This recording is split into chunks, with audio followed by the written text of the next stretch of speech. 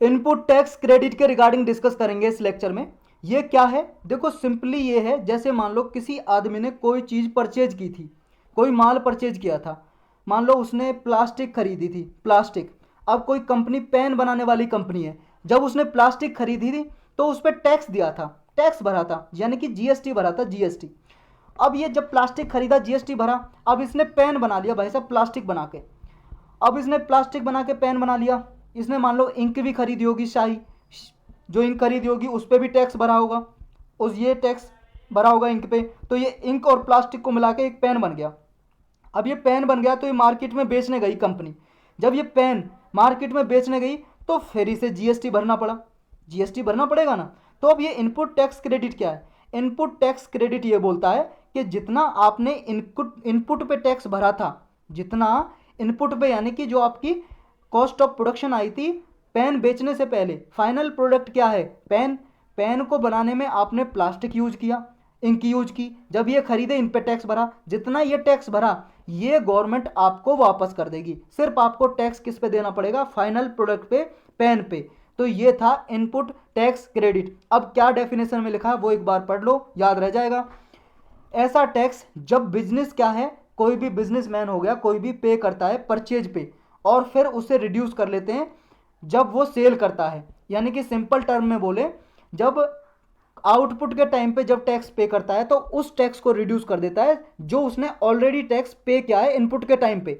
ये है input tax credit. लेकिन कुछ बिजनेसमैन को इसमें एक्सेप्शन दी जाती है कि उनको इनपुट टैक्स क्रेडिट का लाभ नहीं दिया जाता। जैसे जो बिजनेसमैन कंपोजिशन स्कीम के अंदर आते हैं वो इनको इनपुट टैक्स क्रेडिट का जो फायदा है, अवेल का मतलब बेनिफिट उठाना, फायदा नहीं उठा सकते।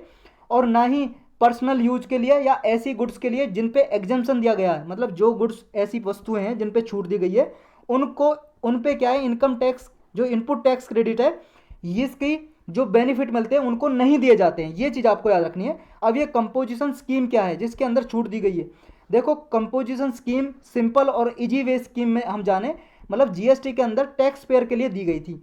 मतलब जो स्मॉल टैक्स पेयर थे, जो थोड़ा बहुत टैक्स भरते हैं, यानी कि ऐसे मतलब इनका फिक्स्ड रेट पे, जिनका फिक्स्ड टर्न ओवर रहता है, साल में फिक्स्ड टर्न ओवर रहता है, उनके लिए छूट दी गई थी।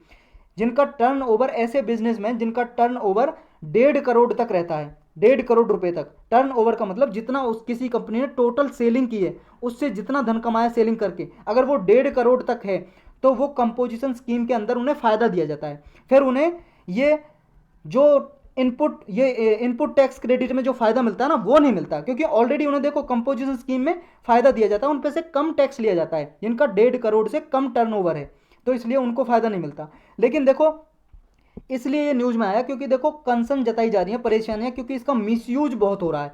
जो इनपुट टैक्स क्रेडिट है आईटीसी, इसका मिसयूज हो रहा है बहुत ज़्यादा। कैसे, देखो पॉसिबिलिटी मिसयूज करने की इसलिए है कि बहुत सारे लोग क्या है, फेक इनवॉइस जनरेट कर लेते हैं। अब ये इनवॉइस क्या होता है, फेक का मतलब तो होगा नकली, इनवॉइस का मतलब होता है जब आप किसी शॉप पे जाते हो, कोई भी मान लो आपने चीज़ खरीदी, कोई भी प्रोडक्ट खरीदा, आपने मान लो पेंट खरीदी, कोई भी पेंट खरीदी तो आपको एक बिल देगा, जो उसकी बिलिंग बुक होगी, बिलिंग बुक जब बिल बनाएगा तो वो एक उसके अंदर कार्बन कॉपी रखी होती है, एक कॉपी फाड़ के अपने पास रख लेता है और एक आपको दे देता है।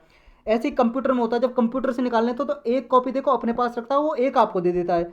तो जो आपको देता है वो तो है बिल, और जो कॉपी वो रिसिप्ट की अपने पास रख लेगा शॉपकीपर, वो है इनवॉइस। बस इतना सा फर्क है दोनों बिल ही, लेकिन बिल इसको बोलते हैं जो कंज्यूमर को दिया है, जो कस्टमर आया था उसके पास, और इनवॉइस वो है जो मालिक के पास रखा है, वो है इनवॉइस।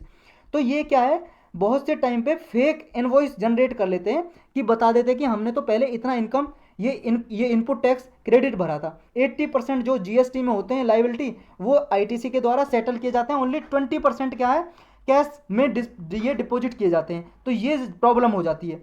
तो ये रियल टाइम कोई मैचिंग, ऐसा कोई मैकेनिज्म है नहीं कि इनपुट टैक्स क्रेडिट को मैच किया जा सके कि आपने पहले कितना भरा था, ऐसा कोई मैकेनिज्म है नहीं इनका कोऑर्डिनेशन का। तो ये जो गैप है, जब इनका मैच नहीं है कि इनपुट टैक्स क्रेडिट निकालने के लिए उन्होंने कितना पहले टैक्स भरा था, वो फेक जनरेट कर लेते हैं, नकली इनवॉइस बना लेते हैं बिल, और इसको मैच करने का जब मैकेनिज्म है नहीं तो इसका फ़ायदा उठा लेते हैं वो बिजनेसमैन, इसलिए बहुत ज़्यादा नुकसान होता है गवर्नमेंट को। तो ये फेक इनवॉइस मेन प्रॉब्लम है इसका।